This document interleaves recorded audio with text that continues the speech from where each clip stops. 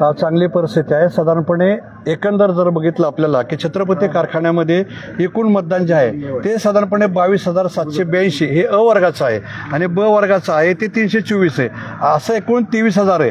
परंतु आता 22,782 पैकी जवळजवळ 76 बूथ मधले 50% बूथ म्हणजे 9,000 मतं झालेलं मतदान आहे आपलं 17,199, त्यातलं अ वर्गाचं आहे 16,916। यातील 50% मतदान हे साधारणपणे 37 टॅबलांवर मोजायला घेतले। ती मतं आहेत 9,000। 38 टॅबलावर 9,000 मते मोजून झालेली आहेत।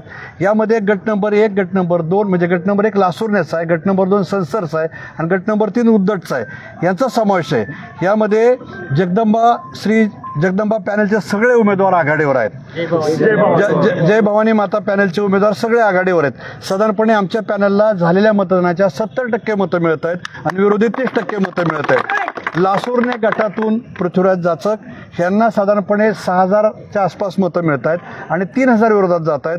तर शरद जामदार यांना पण तेवढीच मतं म्हणजे पॅनल टू पॅनल वोटिंग होते। या प्रकारे कुठली अडचण नाही। साधारणपणे याचे जे राऊंड आहेत ते रात्री उशिरापर्यंत चालतील। आता पहिल्या राऊंडमध्ये म्हणजे 50% मतामध्ये पहिल्या गटमधले 2च उमेदवारांचं मतमोजणी पूर्ण होती, ती बाकीची हळूहळू प्रोसेस असतो। साधारणपणे 5 ते 6 वाजेपर्यंत पहिली फेरी पूर्ण होईल आणि रात्री 10 वाजता अंतिम निकाल हाती। निवडणूक एकतर्फी होईल असं एकंदरीत चित्र आपल्याला वाटतंय का? हो आहे ना। आता जे तुम्ही बघितलं तर इंदापूर तालुक्यातले 3 गट मधून झालेले आहेत, त्या ठिकाणी 70-30 झाले। राहिलेले 3 गट आहे त्याच्यामध्ये अंतुर्ण्याचा गट आहे आणि बारामतीचे 2 गट आहे, गट नंबर 5-6। अंतुर्ण्याचा गट हा आता वनवे चाललेला आहे जर आम्ही बघितलं तर, बारामती 80-20 चालणार आहे। जर हा रेशो साधारणपणे भरणे मामांचा एरिया अजितदादांचा एरिया ह्या जर काउंट केला तर 70-30 वरून तो रेशो खाली 80-20 वर यायला काय अडचण नाही आणि 80-20 वर जेव्हा येईल तेव्हा ते मतदान हे एक्सपर्टीज म्हणावं लागेल।